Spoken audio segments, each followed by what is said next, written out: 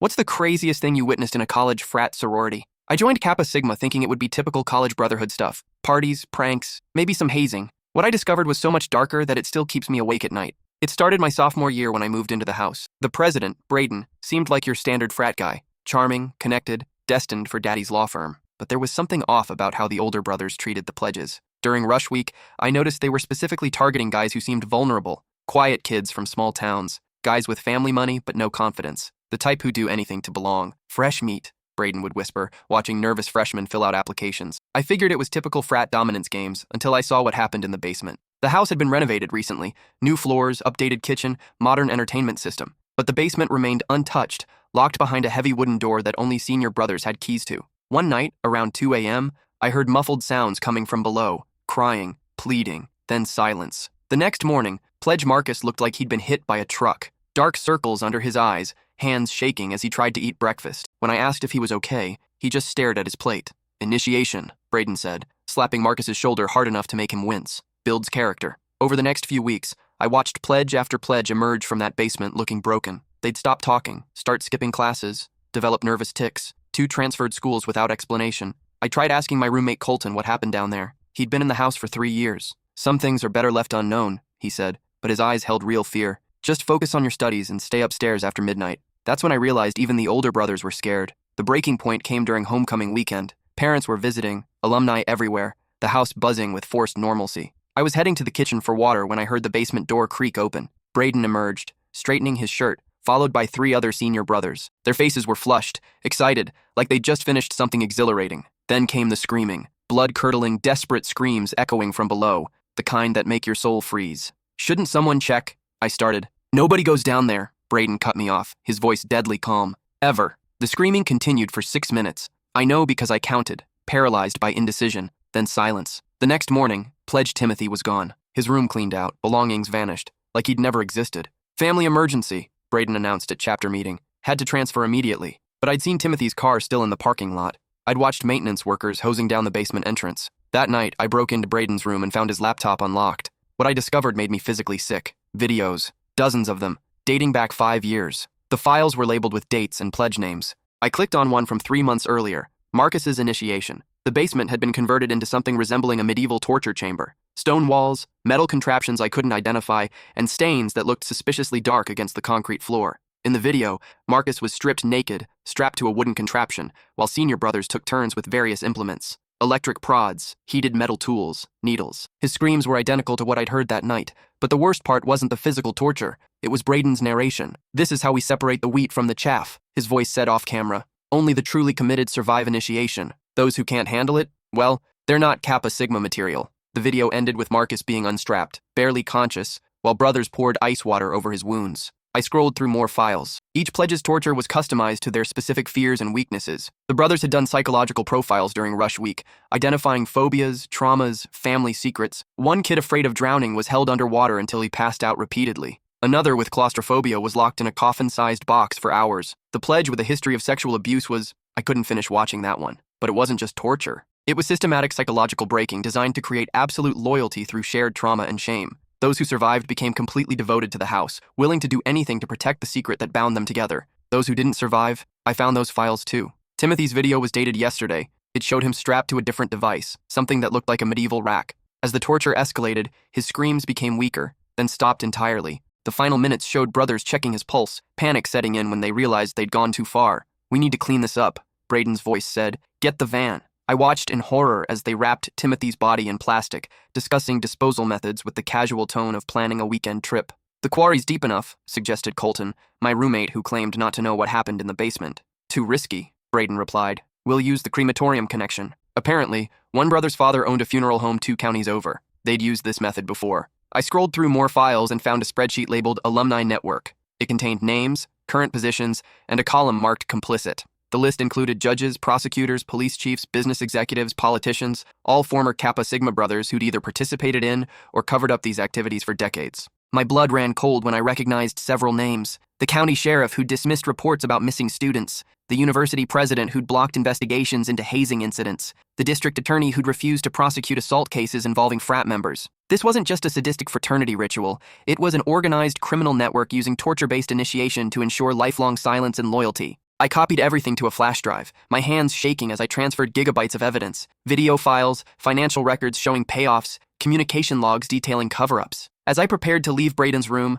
I heard footsteps in the hallway, multiple sets of feet, moving with purpose. Through the door crack, I saw flashlight beams sweeping the corridor. They were doing security rounds, something that had never happened before. I was trapped. "Check every room," Braden's voice whispered. "Someone's been in the system. The access logs show unauthorized login attempts." My heart hammered as I realized the laptop might have tracking software. They knew someone had accessed the files. The footsteps stopped outside Braden's door. I looked around desperately. The window was 3 stories up with no fire escape. The closet was too obvious. Under the bed was my only option. I squeezed underneath just as the door opened. "Laptop's still here," Colton's voice said. "Battery's warm though. Someone used it recently." "Check the browser history," Braden ordered, "and run a trace on any file transfers." Through the gap under the bed, I watched their feet move around the room. One set approached my hiding spot. "What about under here?" Colton asked. I pressed myself against the wall, praying the shadows would hide me. A flashlight beam swept under the bed, inches from my face. "Nothing," Colton concluded. "Must have been one of the pledges snooping around." "We need to accelerate the timeline," Braden said.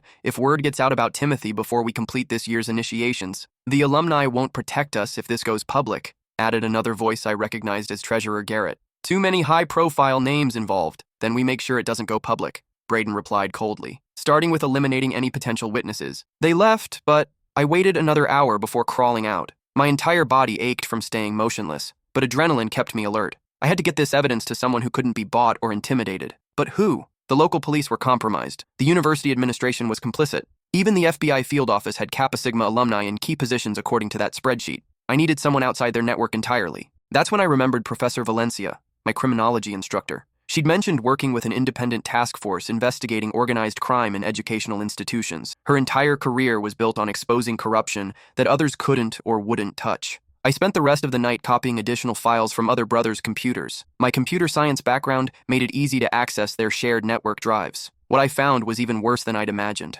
The basement rituals were just one piece of a larger operation. The frat was recruiting pledges specifically for blackmail potential, kids from wealthy or influential families who could be compromised and controlled. Some pledges were being sold to other chapters at different universities, creating a nationwide network of traumatized, loyal servants. Others were being groomed for specific careers where they could provide useful services later. Law enforcement, government, finance, media. The psychological torture wasn't random sadism. It was calculated programming designed to create assets who would do anything to protect the secret that bound them together. I found financial records showing payments from various sources, anonymous donors, shell companies, foreign accounts. The operation was generating millions of dollars annually through blackmail, trafficking, and political favors. But the most disturbing discovery was the alumni reunion files. Every year, former brothers returned for a weekend of reconnecting. The videos from these events showed successful professionals, men with wives and children and respectable careers, participating in torture sessions with fresh pledges. They weren't just covering up their own past trauma, they were perpetuating it, using their power and influence to protect and expand the operation. Judge Thornfield, who'd presided over several assault cases involving fraternity members, was shown personally overseeing a particularly brutal initiation. Police Chief Morrison, who'd dismissed multiple missing person reports, was recorded torturing a pledge while laughing about having full immunity. These weren't men haunted by their past. They were predators who'd built their entire careers around protecting and profiting from systematic abuse. By dawn, I'd copied every file I could access. The flash drive contained enough evidence to destroy dozens of careers and expose a criminal network that had operated with impunity for decades. Now came the hard part, staying alive long enough to deliver it. I knew they'd be watching me. Any unusual behavior, any attempt to leave campus, any contact with law enforcement would trigger their suspicion. I had to act normal while planning my escape. That morning at breakfast, I forced myself to chat casually with other brothers about weekend plans and upcoming parties. When Braden announced additional security measures, mandatory check-ins, restricted access to certain areas, increased surveillance, I nodded along like everyone else. "Just temporary precautions," he explained. "We've had some break-in attempts recently." His eyes lingered on me a moment too long. During my afternoon class, I passed a note to Professor Valencia, requesting an urgent meeting about my research project. She agreed to see me that evening in her office, but as I left the building, I spotted Colton trailing behind me at a distance. They were already watching. I spent the rest of the day attending classes and studying in the library, maintaining my normal routine while trying to lose my tail. By evening, I'd managed to slip away through the library's back exit. Professor Valencia listened in horrified silence as I explained what I'd discovered. When I showed her some of the video evidence, she turned pale. "This goes beyond anything I've investigated," she said, voice shaking. "We're talking about racketeering, human trafficking, murder." She agreed to help, but warned that going through normal channels would be suicide. Too many people in positions of authority were compromised. "I have contacts at a federal task force that operates independently," she said. But getting this evidence to them safely won't be easy. These people have unlimited resources and no scruples about eliminating threats. We developed a plan. She would contact her federal sources while I returned to the house to gather any additional evidence. In 2 days, during the football game when everyone would be distracted, I'd slip away to meet the federal agents at a secure location. But when I returned to the frat house that night, I knew immediately that something had changed. The atmosphere was electric with barely contained tension. Brothers whispered in small groups, conversations stopping when I approached. Even the pledges seemed nervous, jumping at unexpected sounds. Emergency chapter meeting in 10 minutes, Garrett announced. All brothers required to attend. My stomach dropped. This wasn't on the regular schedule. We gathered in the main room, senior brothers positioned strategically near the exits. Braden stood at the front, his usual charming smile replaced by something much darker. Brothers, he began, we have a traitor among us. The room fell silent except for the sound of my heart hammering. Someone has accessed confidential house records without authorization. Someone has violated the sacred trust that binds our brotherhood. His eyes swept the room, pausing briefly on each face. Now, I'm going to give this person one chance to come forward voluntarily, to confess their betrayal and accept the consequences with dignity. No one moved. No, then we'll do this the hard way. He nodded to Colton, who produced a laptop and began typing. Our security system logs every device that accesses our network, every file opened, every transfer made, every attempt to steal our sacred traditions. My blood turned to ice. The logs show that between midnight and 4 a.m., last night, someone copied terabytes of private house data to an external drive. He looked directly at me. The access came from my personal laptop, which means our traitor was in my room, going through my private files like a common thief. I forced myself to maintain eye contact, trying to project confused innocence. Furthermore, Braden continued, this same individual has been in contact with Professor Valencia, a known activist who's been trying to destroy Greek life on this campus for years. They'd been monitoring my communications. They knew everything. The penalty for betraying the Brotherhood has always been severe, Braden said, but the penalty for threatening our very existence, that requires special measures. Senior brothers moved to block the exits. Now, I'll ask one more time. Who wants to confess voluntarily? I could run, but where? They had connections everywhere. I could fight, but I was outnumbered 20-1. But I could buy Professor Valencia time to get the evidence to her federal contacts. I stood up slowly. I did it, I said, my voice surprisingly steady. Shocked murmurs rippled through the room. Some brothers looked genuinely surprised. Others nodded as if they'd suspected all along. And why? Braden asked with mock curiosity. Would you betray your own brothers? Because you're not my brothers, I replied. Brothers don't torture and murder innocent kids. Brothers don't build their success on blackmail and terror. The mask finally dropped from Braden's face, revealing the predator underneath. You have no idea what you're dealing with, he said. This organization has protected its secrets for over 50 years. We've survived investigations, prosecutions, media attention.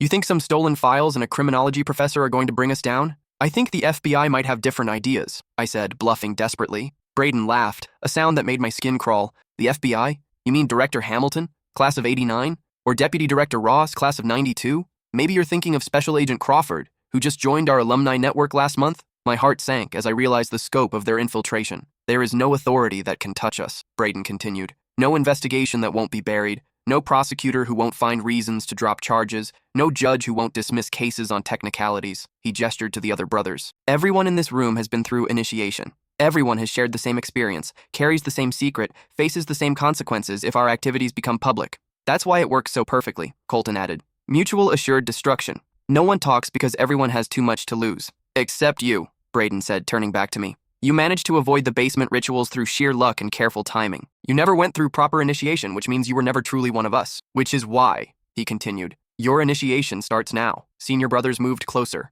forming a circle around me. Don't worry, Braden said with that horrible smile. We won't kill you. Death is too easy, too final. We're going to break you so completely that you'll spend the rest of your life protecting our secret. And if that doesn't work, Colton added, we have other methods of ensuring your silence. They showed me photos on a phone, my parents at their house, my sister leaving her college dorm, my younger brother at his high school. Everyone you care about will suffer for your betrayal, Braden explained. Unless, of course, you prove your loyalty by going through proper initiation. I was trapped. Even if I survived whatever they did to me in that basement, they'd always have leverage over my family. But I'd already set something in motion that they didn't know about. When Professor Valencia and I made our plan, we'd included a failsafe. If I didn't check in every 12 hours with a specific code word, she would assume I'd been compromised and immediately release everything to her federal contacts, the media, and every law enforcement agency she could reach. My last check-in was 8 hours ago. In 4 more hours, whether I was alive or dead, the truth would come out. I just had to survive until then. Let's get started, Braden said, producing a key to the basement door. As they forced me toward the stairs, I took one last look around the room.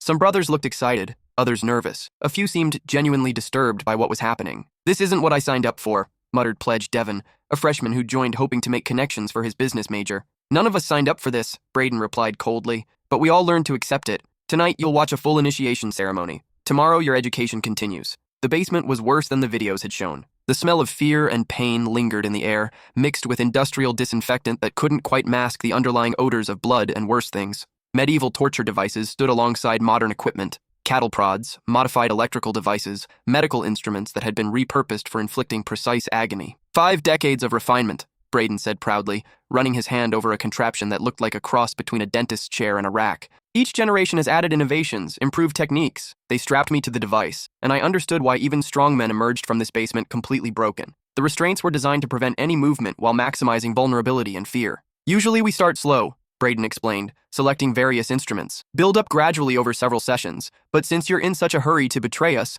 we'll accelerate the process. The pain began immediately and intensively. Electric shocks calibrated to cause maximum agony without permanent damage. Pressure points manipulated to create sensations that made every nerve ending scream. But they'd made one crucial mistake. In their arrogance, they'd brought every brother down to watch, including Devon and the other pledges who'd never seen a full initiation ceremony. As my screams echoed off the stone walls, I watched several freshmen turn pale, then green, then stumble toward the stairs to vomit. "Get back here," Braden shouted. "This is part of your education." But 3 pledges had already run upstairs, and 2 more were backing toward the exit with horrified expressions. "Anyone who leaves without permission joins him on the table," Colton threatened. That stopped their retreat, but I could see the doubt in their faces. Whatever they'd been told about brotherhood and tradition was crashing against the reality of systematic torture. After what felt like hours but was probably minutes, Braden paused to check his equipment. "Phase 1 complete," he announced. "Now we move to psychological conditioning." He showed me photos again. My family, but also Professor Valencia entering her office that evening. My heart stopped. "Did you really think we'd let your accomplice continue her research?"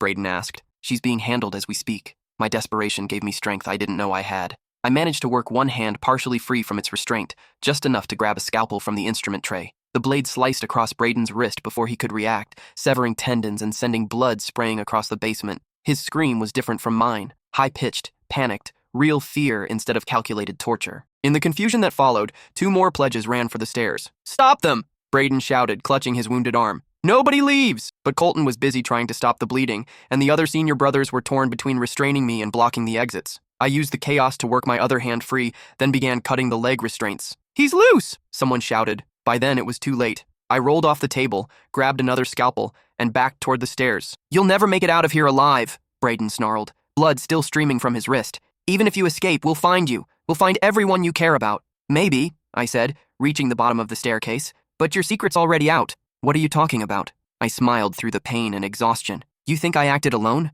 Professor Valencia has everything. If I don't check in with her in 2 hours, every federal agency in the country gets copies of your files." Braden's face went white. "You're lying. Check your laptop," I suggested. "See how many files were actually copied." Colton pulled out his phone and started typing frantically. "He got everything," he said, his voice barely a whisper. "Alumni records, financial data, videos going back 20 years. "Then kill him now!" Braden screamed. "We'll deal with the consequences later!" But I was already halfway up the stairs, and several pledges were blocking the brothers' path, whether intentionally or in their panic to escape. I burst through the basement door into the main house, expecting to find more brothers waiting to stop me. Instead, I found chaos. Police sirens wailed outside. Red and blue lights flashed through the windows. Amplified voices demanded immediate surrender. Professor Valencia hadn't waited for my missed check-in. When I described the urgency of the situation and shown her evidence of murder, she'd contacted her federal sources immediately. They'd spent the day obtaining warrants and coordinating with untainted local agencies. The front door crashed open as federal agents poured into the house, weapons drawn. "Everyone on the ground! Now!" I collapsed gratefully, my legs finally giving out from exhaustion and blood loss. Behind me, the basement door opened as brothers tried to escape through the main floor. They found themselves facing a dozen federal agents who'd been briefed on exactly what they'd find. "Braden Morrison," an agent called out. "You're under arrest for racketeering, human trafficking, conspiracy to commit murder." The list of charges took 3 full minutes to read. Over the next several hours, as paramedics treated my injuries and agents interviewed me, the full scope of the operation became clear. The FBI had been building a case against similar networks at other universities, but lacked concrete evidence. My files provided the missing pieces that tied everything together. Within 48 hours, simultaneous raids hit 17 fraternities across 12 states. The alumni network was exposed as a criminal conspiracy spanning decades and involving hundreds of high-profile individuals. Judge Thornfield was arrested during a court session. Police Chief Morrison was taken into custody at his daughter's wedding. Business executives, politicians, and media figures were led away in handcuffs as their careers and reputations crumbled. The university president resigned in disgrace. The entire Greek life system was suspended pending investigation. Several professors and administrators were charged as accomplices, but the most satisfying moment came 3 months later, during Braden's sentencing hearing. He'd tried every defense possible, claiming the videos were fabricated, that I'd planted evidence, that this was all an elaborate frame job. His family's expensive lawyers argued temporary insanity, childhood trauma, anything to avoid the inevitable. None of it worked. The evidence was overwhelming, corroborated by dozens of survivors who finally found the courage to come forward once they realized their tormentors were powerless. When the judge read the sentence, life in prison without possibility of parole,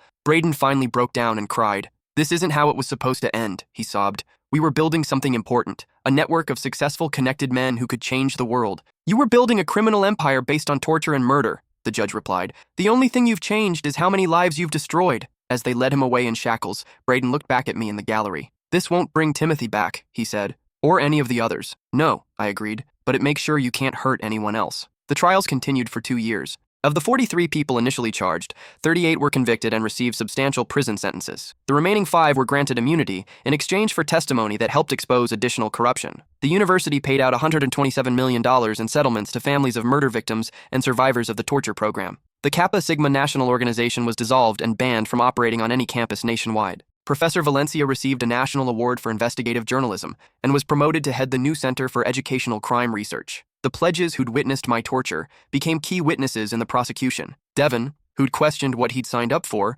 became a victims' rights advocate and helped establish support programs for survivors of organizational abuse. Most importantly, Timothy's body was recovered from the funeral home crematorium and returned to his family for proper burial. His parents finally had answers about their son's disappearance and closure they'd never expected to find. As for me, I finished college with a degree in criminal justice and joined the FBI task force that continues investigating similar networks at schools nationwide. The basement at the Kappa Sigma house has been sealed with concrete and turned into a memorial garden for the victims. A plaque reads, "In memory of those who suffered in silence and in hope that their sacrifice will prevent future horrors." I visit that memorial every year on the anniversary of Timothy's death. Sometimes other survivors join me there, and we share stories about rebuilding our lives and finding peace after trauma. But mostly I go alone, to remind myself that speaking truth to power, no matter how dangerous or costly, is always worth it, because some secrets are too terrible to keep, and some brotherhoods are too toxic to survive.